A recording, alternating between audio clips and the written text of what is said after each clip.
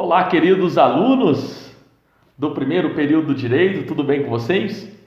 Meus amigos, dando continuidade ao nosso estudo a respeito de teoria de ordenamento do jurídico, essa será a nossa aula de número 2, tá certo? Um complemento da nossa aula anterior. Primeiramente, quero fazer com vocês algumas observações iniciais. Eu quero lembrar vocês neste momento do normativismo de Hans Kelsen.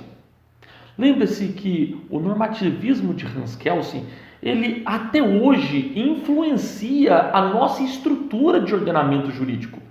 Afinal de contas, Hans Kelsen elaborou a pirâmide em que nós temos uma lei fundamental, no caso nós temos a Constituição Federal, que fica no topo, e as demais leis estarão a ela condicionadas sobre o aspecto da constitucionalidade ou não, certo?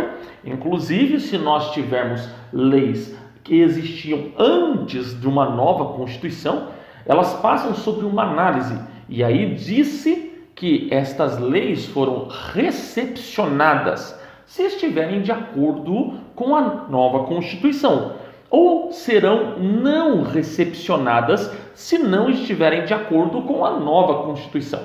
Ok?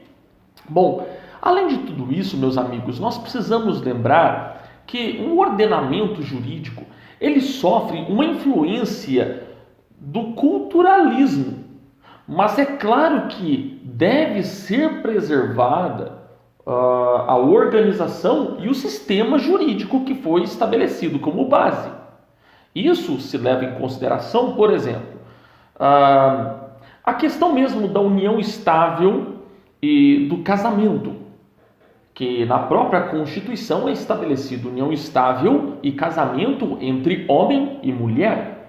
Mas, de acordo com o culturalismo, esse movimento cultural que inclusive influencia um movimento chamado constitucionalismo, que dará o ditame ao STF como Suprema Corte, através de um processo chamado filosofia constitucional, e através desse processo que será feita uma adequação. O sistema e a organização permanecem, mas muitas das vezes o ordenamento jurídico sofre modificações devido ao processo cultural, processo social e assim por diante. Isso é importante, exatamente porque, muito embora nós tenhamos herdado o normativismo de Hans Kelsen, esse normativismo de Hans Kelsen, ele permanece no nosso ordenamento, mas também nós temos o normativismo herdado das próximas gerações. Então nós temos normativismo abstrato e depois nós temos o normativismo concreto, o qual Miguel Reale se torna um grande exponencial. E aí, lembre-se, se discute fato, valor, norma, algo que Hans Kelsen não discutia antes. Entenderam? Bom, passadas essas observações iniciais, nós temos então que o ordenamento jurídico ele será um sistema jurídico composto por normas que vão coexistir em harmonia. E aí, meus amigos, lembre-se, nós vamos ter normas e não uma única norma. Nós temos uma pluralidade de normas. Lembre-se que Norberto Bobbio, ele fala inclusive que uma norma ela não vai existir sozinha. É necessário uma norma dentro exatamente de um ordenamento jurídico, para que se aprecie qual é a ideia da sua existência. Então, dentro de um ordenamento jurídico, há uma pluralidade de normas. Não somente isso, mas essas normas, elas interagem entre si. Há um processo de interação, inclusive coesão. Há uma coesão, um organismo vivo que encaixa-se uma a outra exatamente seguindo a lei fundamental, que é a Constituição.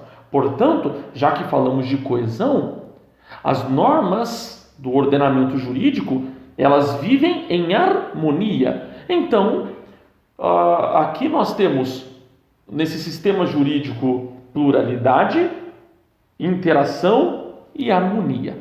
Tá certo? Bom, a respeito de ordenamento jurídico, nós temos duas concepções bem gerais de sistemas jurídicos. Como eu já falei para vocês, no nosso caso, o nosso ordenamento jurídico, ele segue uma tradição civilista. Há outros ordenamentos bem conhecidos, como o sistema da Common Law, que é baseado em costumes. Mas, num sentido bem geral, na concepção de sistemas jurídicos, nós temos sistema jurídico estático e nós temos sistema jurídico dinâmico. Vamos lá, vamos falar primeiro do sistema jurídico estático. O sistema jurídico estático, nele a norma, ela, sob o aspecto da sua validade, é apreciada em relação ao seu próprio conteúdo. Então, a validade da norma está condicionada ao seu conteúdo. Assim, cada norma é analisada individualmente. No slide que eu enviei para vocês, vocês vão ver um círculo e cada norma existindo de forma individual deste círculo. Ou seja, é feita uma análise norma a norma, exatamente para que se discuta a validade sobre o aspecto do conteúdo de cada norma. Agora, saindo do sistema jurídico estático e indo para o sistema dinâmico, é o modelo piramidal estabelecido por Hans Kelsen. E aí, a validade da norma já não será mais de acordo com o seu conteúdo, mas será determinada por critérios formais, de acordo com o grau de autoridade de quem elabora esta norma.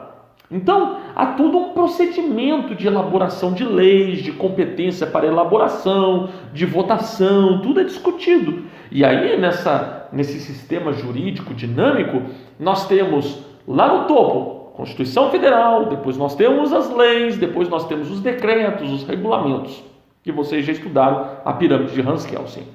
Olha, a respeito ainda da validade do ordenamento jurídico, é importante nós lembrarmos que a produção e a aplicação do direito se dá como algo correlato à soberania de um Estado.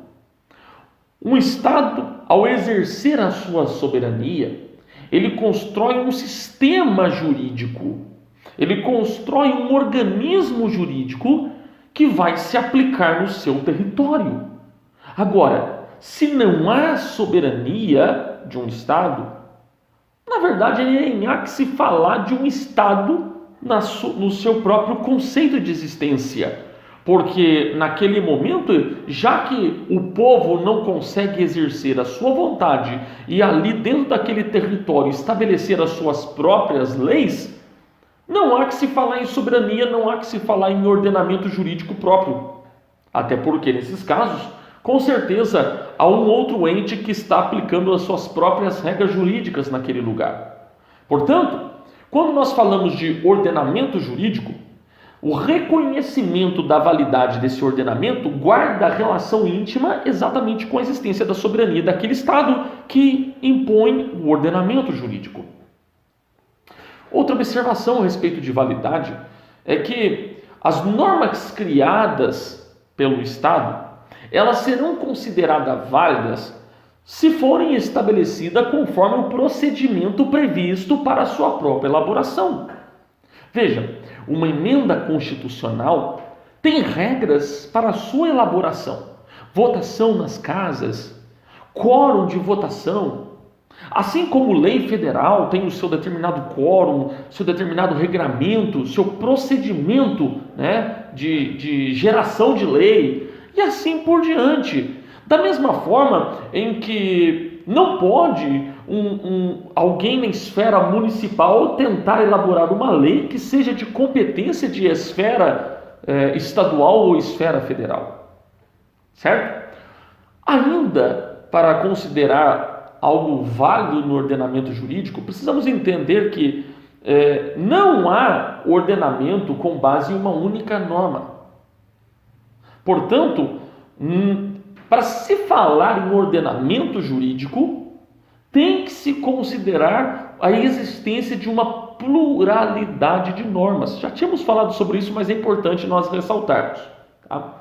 Agora, sobre análise de hierarquia e constitucionalidade das leis, nós precisamos entender primeiro o seguinte, que há uma infinita variedade, infinita não, mas há muitas normas, muita variedade de normas, há várias fontes, seja sobre aspecto federal, aspecto estadual, aspecto municipal. Quando você olha, por exemplo, dentro do município, a lei maior do município se chama Lei Orgânica Municipal. Na Câmara, você tem o regimento interno da Câmara. A partir dali, todas as leis municipais, decretos municipais, resoluções que forem realizadas no âmbito municipal, têm que seguir exatamente essas duas leis maiores da cidade. Lei orgânica, no caso de município, e no caso de Câmara, regimento interno. Assim como também nós falamos no aspecto estadual, a Assembleia Legislativa deve seguir a Constituição Estadual e também a lei maior. E no aspecto federal nós temos também distinções sobre emendas, sobre leis federais e assim por diante. Então, meus amigos, há várias fontes e também nem todas as leis, por consequência, nem todas as normas estão no mesmo plano.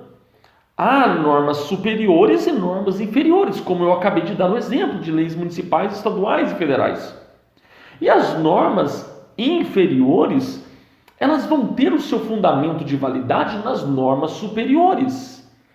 Geralmente a gente olha a pirâmide, vê a Constituição no topo, às vezes alguém despreparado entende, então o municipal é a base da pirâmide. Não. Na verdade, a base está no topo, tá? A base não é aqui embaixo as leis municipais. Na verdade, isso alcança a base da sociedade, o município, né? Mas, meus amigos, entenda o seguinte, que as normas inferiores, elas têm o seu fundamento de constitucionalidade, o seu fundamento de validade naquelas que estão acima. E todo ordenamento, ele vai possuir essa norma fundamental, que no nosso caso é a Constituição Federal, que vai dar sustentabilidade e uma unidade para todo o ordenamento. Aquilo que não estiver em coesão com a norma fundamental, não estiver alinhado com a Constituição, no nosso caso, deverá ser extirpado do ordenamento jurídico. Tá certo? Então imagine o seguinte, que no aspecto de produção, nós começamos da Constituição e vamos descer.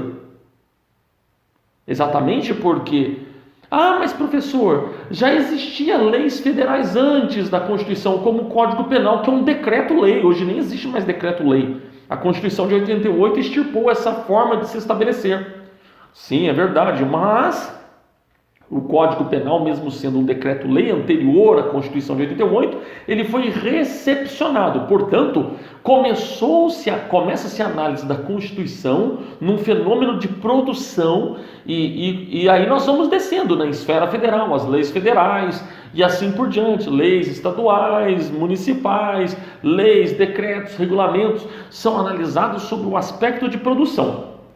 Enquanto que no aspecto da execução, aí sim é de baixo para cima. Por quê? O que é municipal tem que estar sendo executado em consonância com o estadual e em consonância com o nacional. O estadual em consonância com o nacional, o federal. E o federal em consonância com a própria Constituição. Então, produção é de cima para baixo. Produção legislativa. Execução de leis leis que eu falo agora, na verdade, é de legislação no sentido global, né? Em todos os aspectos aí, não somente leis, mas decretos, regulamentos,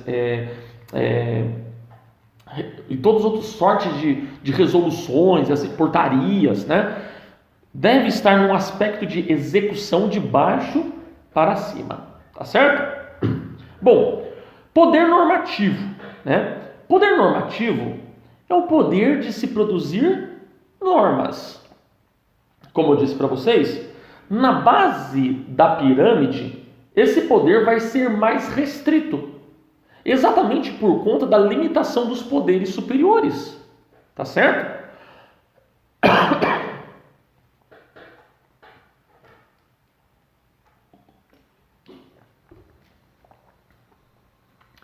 E aí, meus amigos, vejam só, tudo que é municipal deve seguir o que é estadual e federal. Tudo que é estadual deve seguir o que está estabelecido na esfera federal, inclusive na Constituição, certo? Portanto, na base da pirâmide, o poder normativo, na base a nível municipal, essa capacidade é muito mais restrita. Quanto mais perto da esfera federal, mais poder normativo existe. Quanto mais distante da Constituição sobre as instâncias inferiores, né, menor capacidade se tem de produzir normas, porque tem que se adequar a tudo que já existe em nível superior. Então, na base da pirâmide, o poder é mais restrito. Agora, há dois tipos de limites. Existe o limite material e existe o limite formal.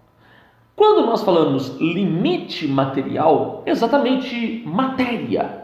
Veja, quem é que pode legislar a respeito de direito penal?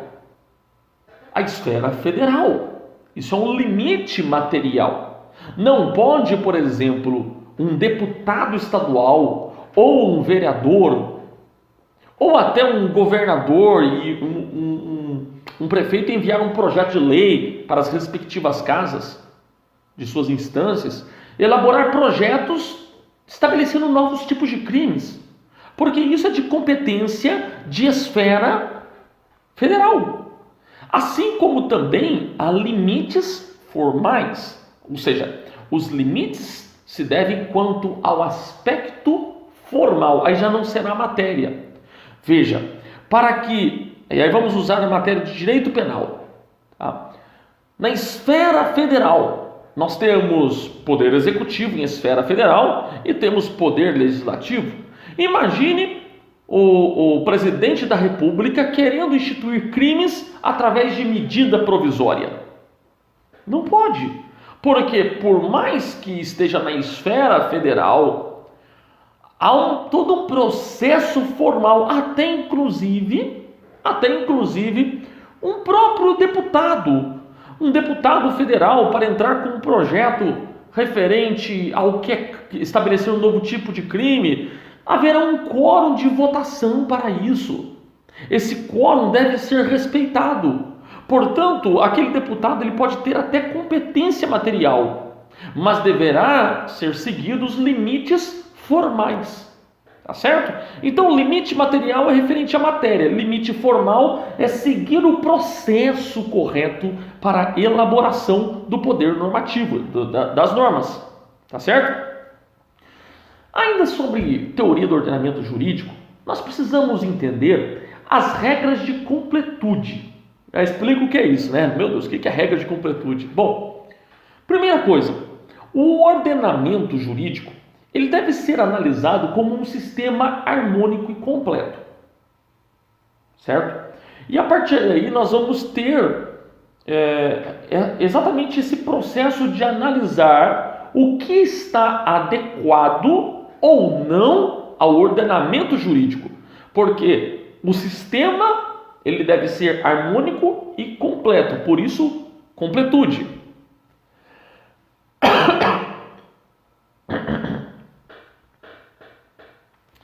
Outra coisa, precisamos entender que nessas regras de completude nós vamos ter uma premissa que vai ser exatamente a base de elaboração das normas. Considerando que a premissa não é uma verdade real. Ou seja, ali nós temos uma verdade formal. Lembre-se, a verdade real é exatamente analisar o que está no mundo. A verdade formal é analisar aquilo que está seguindo um processo. E é isso que nós devemos analisar na elaboração dessas leis, tá? Uma verdade formal. Diante de ausência de normas, diante da ausência de normas, nós vamos utilizar no ordenamento jurídico, vamos nos socorrer de analogias, ou seja, nós vamos buscar a aplicação de leis que se adequem, que em casos semelhantes foram aplicados. Não é igual, mas é parecido. Se fosse igual, haveria imediatamente uma subsunção legislativa a um caso concreto. Mas é distinto, mas é semelhante. Então nós vamos fazer uma analogia. Também, na ausência de normas, se socorre dos costumes. O que o costume diz? O costume da nação. Afinal de contas, as leis são estabelecidas exatamente em consonância com a moral e os costumes de um povo. Não somente isso, mas os princípios gerais do direito. Eles vão nortear, inclusive, processos de decisão e de julgamento, quando houver lacunas legislativas. E também decisões que busquem a equidade. Bom, isso, meus amigos, será aplicado em caso de ausência de normas. Afinal de contas, consideramos que o ordenamento ele é harmônico e é completo. E esse fato de ser completo é uma premissa, que não é uma verdade real. Afinal de contas, como a sociedade evolui, novas necessidades de regramentos vão surgindo. Tá certo? Meus amigos, essas são as nossas observações referente à nossa aula de hoje sobre ordenamento jurídico, parte 2. Obrigado por vocês terem acompanhado até aqui. Parabéns. Nos vemos na próxima aula. Um forte abraço, que Deus abençoe. Até lá. Tchau, tchau.